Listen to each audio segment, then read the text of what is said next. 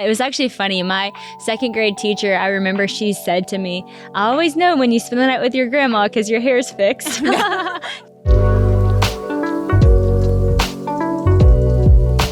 been so excited to welcome our daughters, Sadie and Maisey. Whoop, whoop. Thanks for being with us. Thanks for letting us come on y'all's podcast. Now, this is a time that we are going to be a little vulnerable because we have no idea what you're going to say. And, you know, we want you to be free. You can share whatever. If there's like parenting fails that we made, we want to know because the people need to know so they can learn and grow from it. So we're okay with that. And we just wanted you to share and we want to hear your perspective. We thought it'd be really neat for all the listeners to get to kind of hear from a different generation and how you feel about the things that we've been talking about. And hopefully it'll be helpful to people. And maybe we'll learn something too that we didn't even know or realize about ourselves as moms and as friends and in relationship with you as our daughters. Yeah, and we wanted to start off from a place of, you know, we haven't arrived. We don't think, oh my goodness, listen to what we've got to say. But actually we started off by talking about some of the things that we'd actually got really wrong. and sometimes that's really hard, but actually you can just also laugh at yourself. So we basically thought we'd start off by maybe just laughing at your mums and maybe just sharing some things from your perspective as well, because we're going to talk about parenting a lot. We're going to talk about life, family, trust, but we're also going to talk about some hard things. And I think sometimes when you start off doing that through the lens of humor, I think we all just relax and just say, you know, I think we can all just be a little bit real around here. It's good. I love that. I think it's very brave of y'all to let us come on with all of our stories. No, I actually think it's beautiful because it's good to be able to laugh at that. I think so many times just as a mom, now you put so much pressure on yourself to get it all right, but you're not going to, and so there's actually a lot of freedom in seeing y'all where you're at and us where we're at, and we're doing just fine, I would say. We're thriving. And for y'all to even say, we didn't get everything right is it's kind of brings freedom to me, even as a parent, to go, okay, I'm not going to get everything right, and that's okay, and my kids can still turn out to be great people who love the Lord. And so, Maisey, I'll let you go first if you want to share. Yeah, so I think you shared the story before about the fork. I shared the story, but I actually reflected on it because I thought I'm all in this like phase of laughter about it. But I'm like, what was that? You had to be the giant fork. Like, talk about that. To be the giant fork. Tell the story or go. Well, we told it in the podcast, okay. And so like recap. What was it like to be the giant fork? But before I share about that, the funniest part I felt was that you said the play was Alice in Wonderland, but it was Beauty and the Beast. I don't think there's any cutlery in Alice in Wonderland. I'm not. So it was actually Beauty and the Beast. And I was laughing because I'd forgotten the story, but I remember telling you, Mum, I'm pretty sure you don't have to attach the fork with a belt. I think it's a safety pin. She was like, no, it's definitely a belt. It's definitely. So she gave me this massive chunky black belt, and I strapped it around my waist. And then when I went to the first night of the play, everyone had safety pinned it. And it was because it all looked really sleek, and I had this massive belt. So everyone had these tiny forks with safety pinned really beautifully. And I had this massive fork with a massive chunky belt around my waist, like designer style. It was a designer belt. Not only was it embarrassing to be wearing this life-size fork? Yeah, it was. what did I have underneath? It was like wasn't it a leotard? A leotard. Not only is that embarrassing to sound on stage in front of everyone in a black leotard, I'm now wearing a massive fork with all my other friends with small forks, and that was my first year at this new school. So wow. How old were you? I was 12. 11 or 12. Oh, exactly. Yeah. It's like such a tough time anyway, entering middle school, and you survived it though. Yes, but I honestly, I feel I can't be mad because you had how many? 5 under the age of 11, 12. 9. So I feel like I'm not allowed to say anything sassy to you about it. You should sass me up. I feel like. But I remember saying, Mum, I'm pretty sure I read the email. You're like, no, I definitely know. No, I do admit to wrong information quite hard. Like if I feel like I've got something right, I don't refer back to the paper. So there's just so many times, and I'm laughing. So I don't want you to think I don't feel bad about this. I'm just like, I need help. Like I need someone. But it didn't traumatize me. I can look back laughter's medicine. I can look back and we can laugh about it now. We can. I don't have That's any. true. There's no trauma behind it. So in the moment, though, oh, were you angry? Were you? I remember just thinking, embarrassed? How did you feel? yeah, that's such a good question. I think I remember just thinking, I told her, but I told her it was a safety pin. It was not a belt. I was pretty sure. So I remember panicking because I was already nervous to be on a stage. I remember panicking, but then when everyone was laughing, I remember laughing as well and finding it funny. So we only had probably 20 seconds on the stage. So it was a short embarrassment, but I'm glad we can laugh about it now. We can. And you run resilient. So I think that's when I was telling the story. I was like, I know that it's not going to be like triggering you. But you are very resilient, but that's also very gracious because I have done so many things like that. So I am really sorry. That's so. Well, I'm going to say that I think that is such a good trait, is being able to laugh at yourself. That's like one of our family kind of like mottos. Like one of our top things is like, you got to be able to laugh at yourself. Don't take yourself too seriously. I think life is just better that way. And also there's a piece of humility in that. Yeah. That like, God says, don't think of yourself more highly than you ought. That's that's in scripture. And so there is something scriptural about like, be able to laugh at yourself. Don't take yourself too seriously. And the fact that you could do that, even at 11, you could recognize the humor in it. Even then says a lot about you. So I love that. I was literally about to say the exact same thing, that one of our family mottos is be able to laugh at yourself. So sometimes life hands you opportunities to laugh at yourself like a giant fork amongst little forks. But mine's kind of similar in a funny way. I was going to say, whenever I was a kid, we actually laughed about this at dinner last night with us and Bella, that my mom would never remember picture day. She had a really hard time remembering when it was picture day. And all the other kids, would be like dressed to the nines, ready for picture day. This is the moment. It would be in the yearbook. People still have this yearbook that they're looking back on with their children. And mom would just kind of forget that date. And so we'd show up to school, and like we never really got dressed in the mornings. Like you were actually slept in your clothes. Yeah, we would sleep in our clothes because we didn't want to have to get up too early. So they would just like put their clothes on the night before so they could just get up and brush their teeth. So we would just like sleep in our clothes, and then our hair was crazy. It was actually funny. My second grade teacher, I remember she said to me, I always know when you spend the night with your grandma because your hair's fixed. Because whenever we would stay with two mamas, she would like French braid our hair, and we would like super fancy, look ready for school. And so it was just funny because I remember as a kid though, I was like, I would be bothered if I looked bad, and you know that because you say even as a kid, I would look at your outfit, and if you were dressed nicer than me, then I would want to go change like from a young age. And so I wrote that in my journal when Sadie was like 3. She would notice, like if I came out and she thought I was dressed up more than her, she would go change because she wanted to, be dressed appropriately at 3 years old. Yeah, I did. I wanted to be like dressed nicer. And so it was funny because I, would look crazy on these yearbook pictures, and it would really bother me. And so I remember thinking, when I have kids, I'm going to make them, I'm going to get them dressed and everything.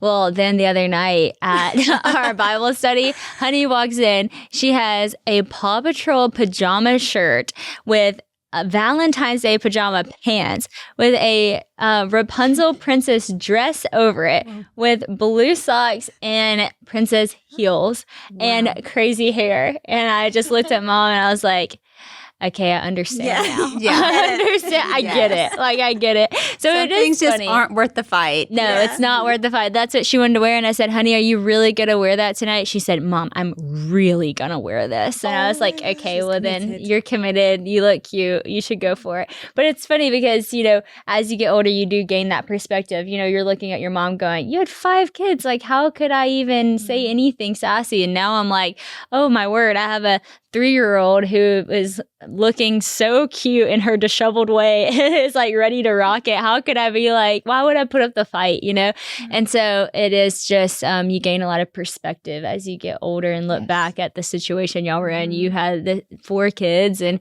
5 by that time. Yeah. And a job and all the things. How could you remember that it was picture day? There's so many things going on in your world and in your life. So it's cool as you gain perspective as you get older. So I'm so excited about Kings Lane. This is our coffee, our family's coffee. John Luke has been into coffee for years now. He's basically like a coffee sommelier, if that's a thing. If you've been to our warehouse at Duck Commander, you know that we're right here on Kings Lane. So we thought, why not name our roaster Kings Lane Coffee? And it's been so much fun. Our warehouse smells like amazing coffee every day. We all get the benefit of it right here at work. The house blend is available in both espresso and drip roast, so you can taste the difference that local roasting makes no matter how you enjoy your coffee. So I can't wait for you to try it. Visit kingslancoffeeroaster.com today for local small batch coffee delivered right to your door. When you use code MAMA at checkout, you'll receive 10% off your order. That's kingslancoffeeroaster.com, and be sure to use the promo code MAMA, M-A-M-A, at checkout to receive 10% off your order. I think I've already forgiven myself of that because I didn't even remember that I always forgot picture day, but that is very true because some of your picture days, some of them you'd look great, we were ready, but some, yes, it would be like, whoops. Yeah, you still look cute, you know. No, Honey's hair is paying you back. It is too for whatever you said about me not doing your hair because her hair is crazy. It is it's a so struggle. Cute, though. You're like your kid's cute no matter what, so it doesn't matter. I know. I don't even think about her hair being so crazy until other people talk about how crazy her hair is because I'm just so used to it and I think it's so cute. Then I'm like, yeah, we could have, brushed it this morning maybe. No, Bella, on the other hand, Bella was like adamant about what she wore, but it was all mixed match and she had her own little style and she still does, like had her own little style. Like Sadie would like pay attention to kind of the older cousins and be like, how do I kind of like match their look? And Bella was like her own look all the time.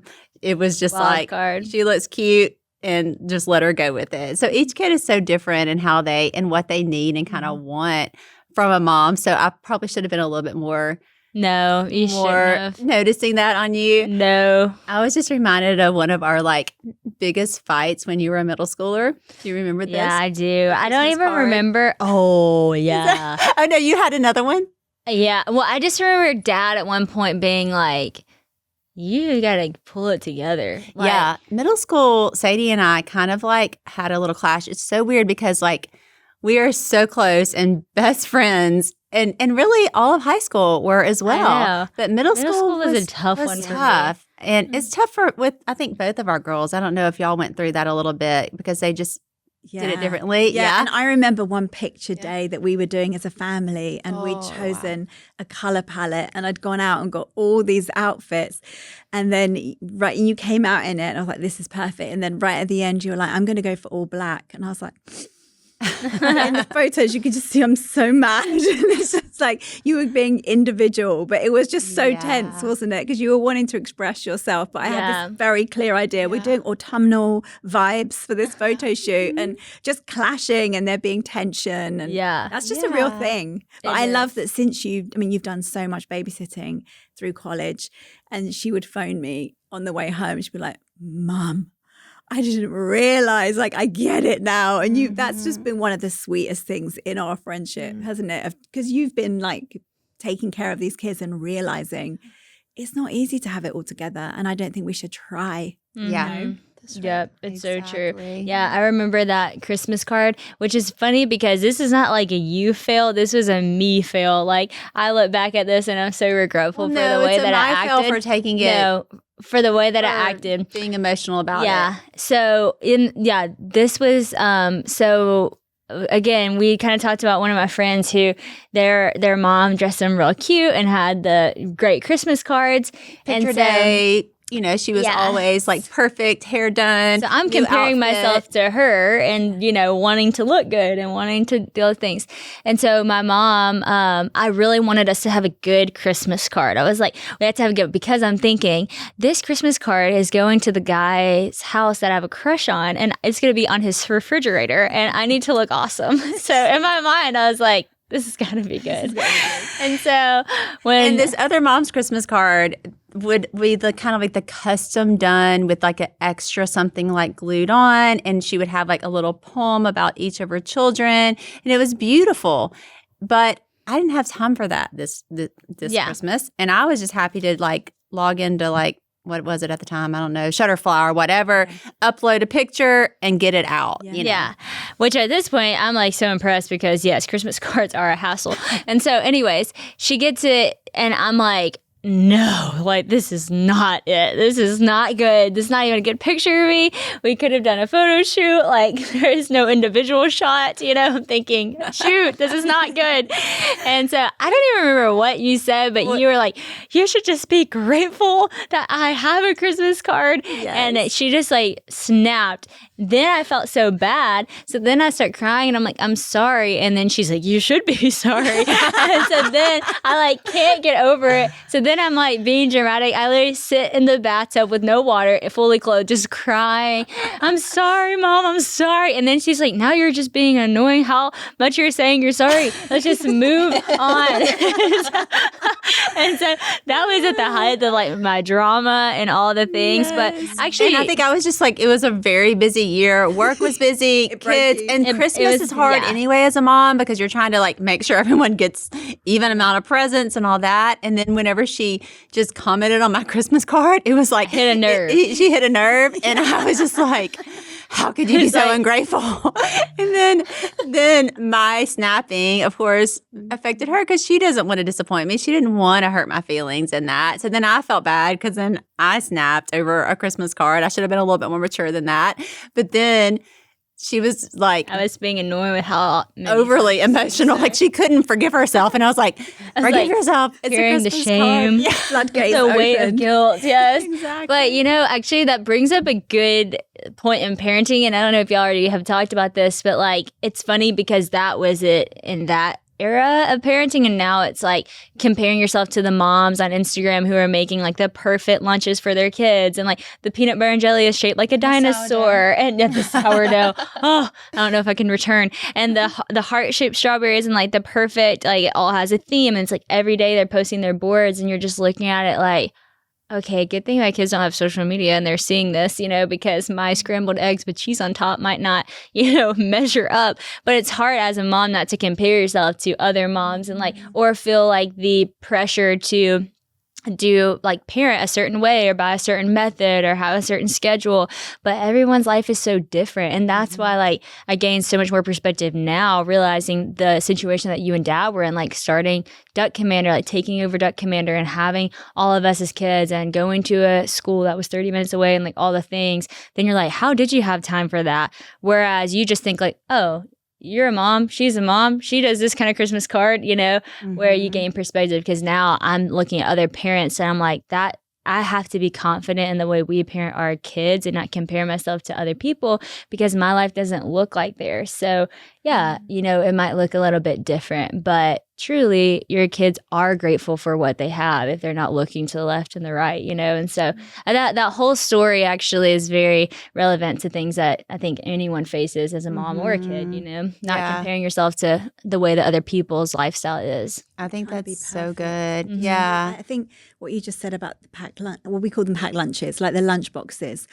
I remember being so sucked into that. And that was before posting was a thing. Mm-hmm. But in my kind of generation of raising mums, it was the birthday parties. Mm-hmm. And I felt I had to prove. Wow. My husband was away traveling and I'm holding it down. And I've got to prove that I can still come up with the best birthday party. Mm-hmm. And I got totally sucked into it. And I mean, I would spend the budget for like decorating the room so it looked like an aquarium. You know, I would be so stressed. They probably ruined their birthday. But I remember sitting down and saying, oh, do you remember that party that I did for you that was, you know, under the sea theme? They're like, no. I was like, Maisey, do you remember that time? And they didn't remember. And I was busting for other people because I felt like I had something to prove. And I felt so responsible. Like, how much did I sweat and waste and probably not actually be a very nice mummy on your birthday party because I was trying to make it right for everyone else to prove something about myself. That's a whole nother parenting fail. Yeah. It's not as funny. But do you remember we talked about the birthday parties and you were like, I can't even. Yeah. Yeah. That's so good. We've been talking about that recently, about just the birthday parties these days because, and it's interesting you said that's before you even can post and see other people because it's just what's in us, that wanting to prove or wanting to impress. But it's interesting because just on social media, parents are like going all out for their kids' birthday parties, and the budget is crazy, and it's more so you can tell it's like tended more towards the adults at the party than like the kids. And so we've been saying that for our kids, we're like, we want to have really fun birthday parties because we love birthday parties, but like let's emphasize the fun and like the memories part instead of like the aesthetic or the look, because there's such a tendency to like make it what we want it to be and like how we want it to look, but it's like what would she love? So we're actually working right now on Honey's birthday party, a Paw Patrol princess party, because that is like the two things that she loves. Like I said, Paw Patrol shirt, princess dress. And so it's just been fun to like, think about things that are going to, even though she's 3, she won't remember it either, but just create like fun, like creating more fun things and memory things and like aesthetic things. And the aesthetics are fun too. And if you have the time and space and budget to do that, it's certainly fun to add to it, but making sure it's coming from a place of like, a pure place that's fun and exciting and not striving and not trying to prove, because that's something that I think so many people, including myself, can relate to. And that's child-centered. It's like putting it back. It's about this little person and celebrating them. But what do you think you do? Like, so you're on the other side, like you're watching all these people posting perfection. And do you feel like you would land and be much more, I do something off camera that's more simple? Because what's great about it is you get to learn through our mistakes. What would you do if you were like, if this was your moment? As a mum? Yeah. With Beth, yeah. Such a good question. I've never thought about that. It's funny to try and find the balance, like you're saying, between the aesthetics. That's okay. It's okay to make something beautiful, to make something fun, but also for it to be a celebration of someone's life, because that's what it's about. It's not about it's not a showcase. It's about celebrating a child's life.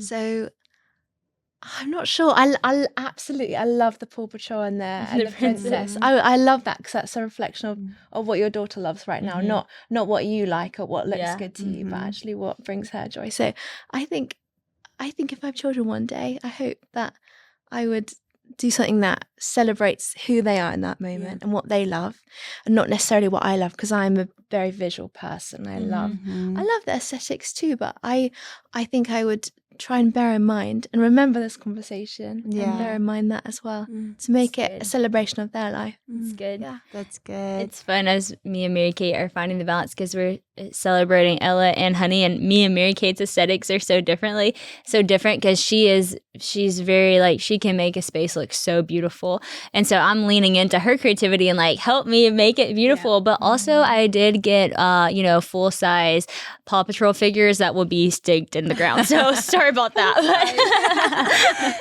So I feel like Mary Kate is a little bit more simple. Like she goes kind of the more simple route, and you're like, it's fun, so it's going to be the perfect like combination. I think it's going to be so fun. And Sadie was the one planning her birthday party. Like when it would end, she would plan it for the next year. So we had really fun birthday parties, but they were not necessarily always aesthetic. They were just fun. They're just we fun. had like. We did all kinds of still do fun birthday parties. Me and Christian's birthdays are 2 days apart. So we like to have birthday parties together. Birthdays are awesome. It is fun. But it definitely is a point of motherhood that you don't think about before you become a mom, how you're going to handle those things. And you don't even think it's going to be a thing. But it is. It is a thing. And so. Okay. Since we're talking about birthday parties, on kind of the other end of the spectrum, when Bella turned 16, so I was throwing her this sweet 16 birthday party, and she actually kind of got very into like the details and wanted it to be like perfect and didn't want to be embarrassed by like me doing something that was too like out there, and I was like, and I like to do things that are really fun, but Bella was a little bit more in that kind of like more self-conscious, I guess, teenager phase. And I remember her being like, wanted to kind of like approve everything about it. And we had to have a conversation. I had to say like, Bella, a birthday party is thrown for you. Like you need to just be grateful and show up and not be like, just trust that whatever it is, and it doesn't have, if it's not perfect, it's not exactly the way you would have done it, you're not throwing it for yourself. It's being thrown for you, and she took that and was really great about it. She was like, it was kind of that moment that she had to kind of step back and be like, okay, I think she'd gotten a little off. Like she forgot. She Yeah. thought like, oh, this is my birthday party. It needs to be perfect and exactly the way I want it. And I was like, no, I'm throwing this for you. It's a gift to you, and I want it to be what you want it to be. But if you're in the micromanagement of it, then you're not enjoying it, you know?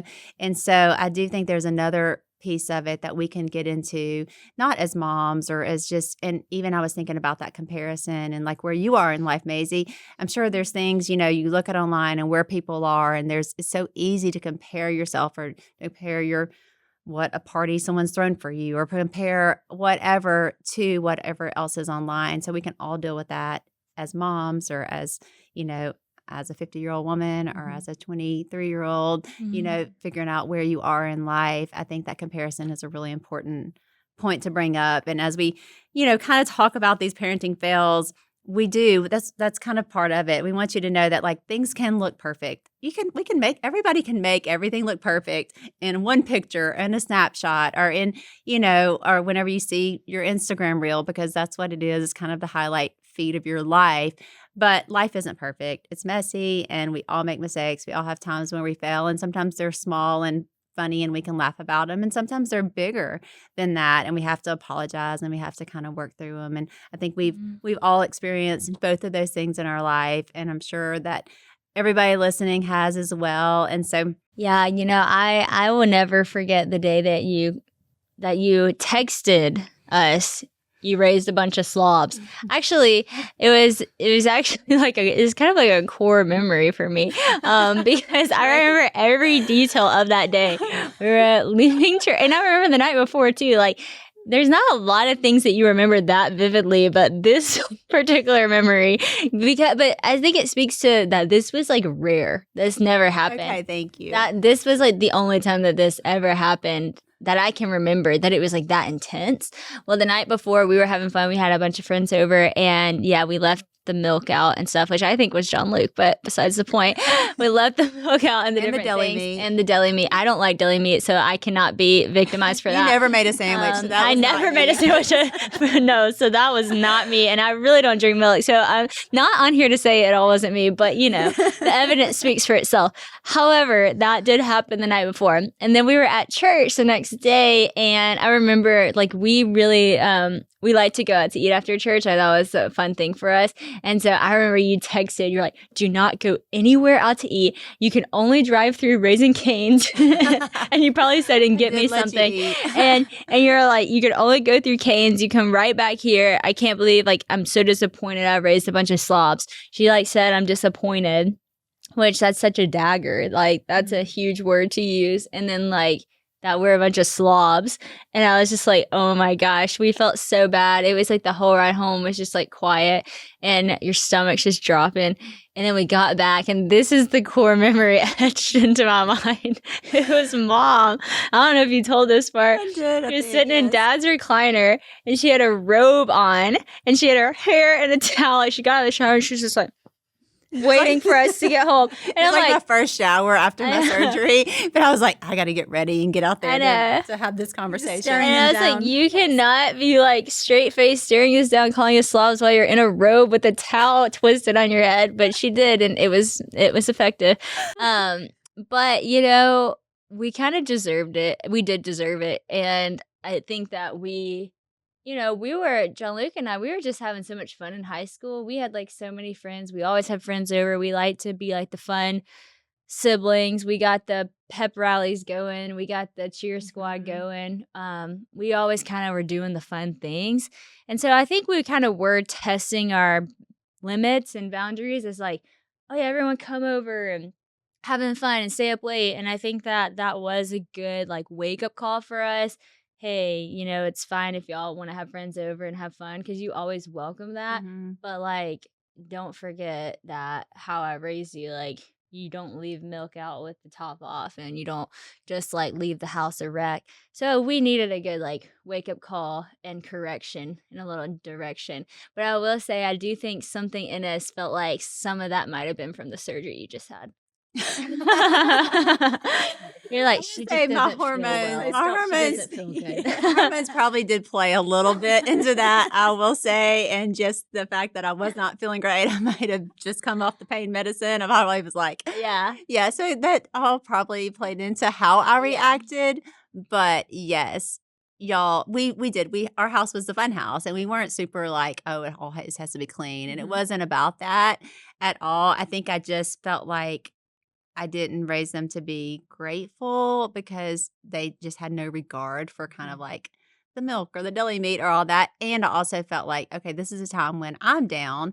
They need to kind of step up. But definitely I could have used better terminology and probably always say, I've always taught you this, and I failed in this too. I always taught you, like, don't put negative things in writing, because that sticks even more, I feel like.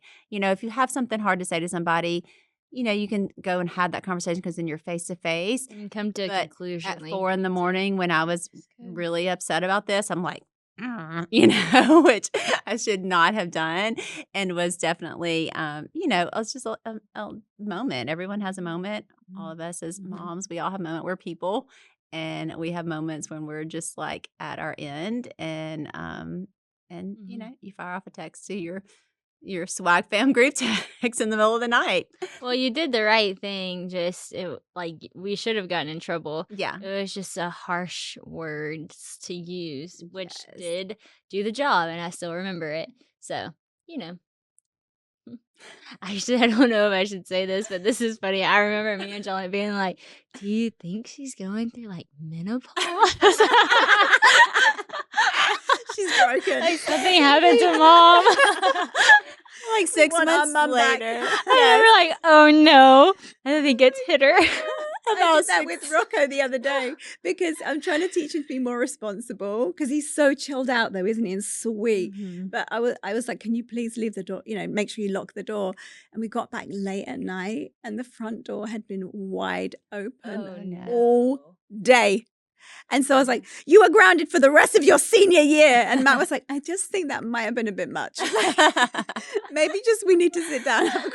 You're grounded for the rest of Sometimes it happens. It happens.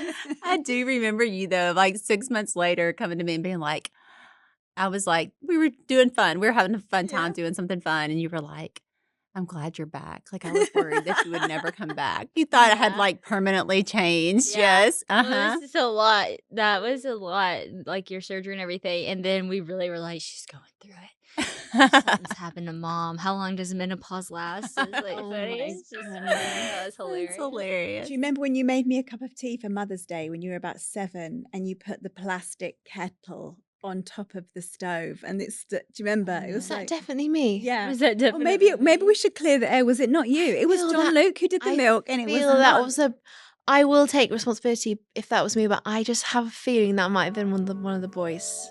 See, I've been holding that against you. That is so funny. I was like, happy Mother's Day to me. There's a fire in my house. So Toxic fumes in the house. Fumes. I'm so sorry I've held that against you, May May. That is so funny. I'm glad we cleared the evidence because truly, I don't drink milk and I don't eat deli meat. So, case True. is Maisie didn't case start the closed. fire. That's so funny.